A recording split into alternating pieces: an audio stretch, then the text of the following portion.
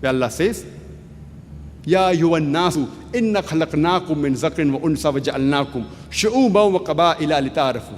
Inna akramakum indallahi atqakum. Inna Allaha alimun kabir. Which means, O humankind, we have created you from a single pair of male and female, and have divided you into nations and tribes, so that you shall recognize each other, not that you shall despise each other. And the most honored in the sight of Almighty God is the person who has taqwa.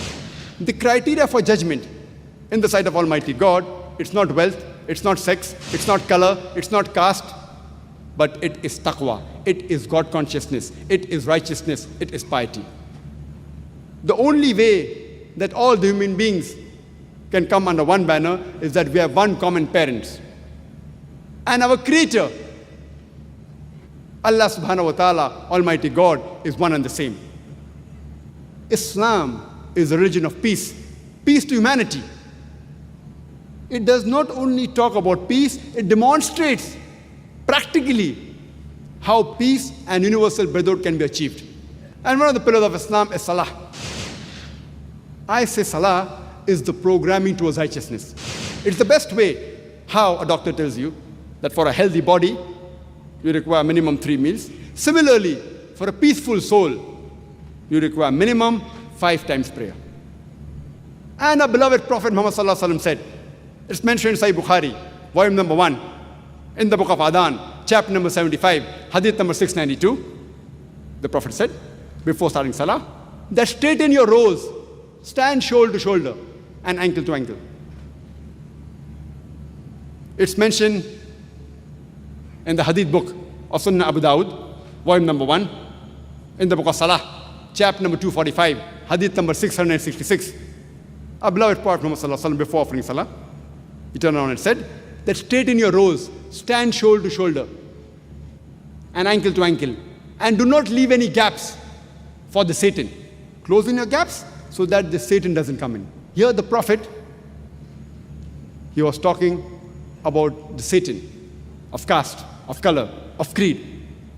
That when we stand for Salah, we stand shoulder to shoulder, irrespective whether rich or poor, black or white, yellow or brown, king or pauper. When you stand for Salah, when you stand for prayers, we stand shoulder to shoulder. We practically demonstrate minimum 5 times a day universal brotherhood and how peace can be obtained.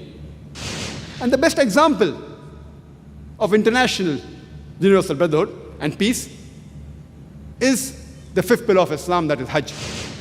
It's compulsory that every adult Muslim who has the means to perform Hajj should at least perform the pilgrimage to the holy city of Makkah in the month of Hajj at least once in his lifetime. People from different parts of the world, from America, from UK, from Singapore, from Malaysia, from India, from Pakistan, different parts of the world, the men, they're dressed up in 2 pieces of unsewn cloth, preferably white. You cannot identify the person standing next to you, whether it's king or a pauper, whether it's rich or poor. Practical demonstration of universal brotherhood. And this message of peace is not only meant for the Muslims or for the Arabs. Allah says that this Quran is the last and final revelation of Almighty God. And because it was the last and final revelation, it was not only sent for the Muslims or the Arabs. Allah says in Surah Ibrahim, chapter number 14, verse number 1, Alif, Lam, Ra. This is a message given to thee, Prophet Muhammad, peace be upon him, so that you may lead the humankind from darkness to light. Not only the Muslims or the Arabs, but the whole of humankind from darkness to light. Peace, a vision of Islam, is not meant only for the Muslims or the Arabs, it is meant for the whole of humanity. And for ultimate peace,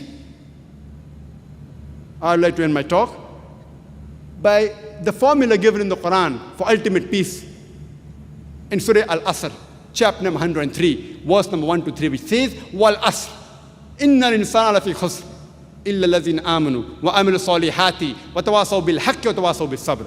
That by the token of time, man is very in a state of loss. Almighty God says, man is in khasara, is in loss, except those who have these 4 criteria. Only those who have these 4 criteria will enter Jannah, will go to paradise. Allah says, first is Iman, faith. Next is Amal Salihat, that is righteous deed. Third is inviting people to truth, that is doing dawah, calling people towards the truth. And fourth is inviting people to patience and perseverance. I started my talk by quoting a verse of the Quran from Surah Isra, chapter number 17, verse number 81, which says, وَقُلْ جَاءَ الْحَقُّ وَزَاقَ الْبَاطِلِ إِنَّ الْبَاطِلَ كَانَ زَهُوقًا. When truth is heard against falsehood, falsehood perishes. For falsehood is by its nature bound to perish. I would like to end my talk with the quotation of the glorious Quran of Surah Al-Imran, chapter number 3, verse number 19, which says, Inna Dina in the Islam. The only religion acceptable in the sight of Almighty God is the religion of peace, by submitting your will to Almighty God. Wa akhiru da'wana alhamdulillahi rabbil alameen.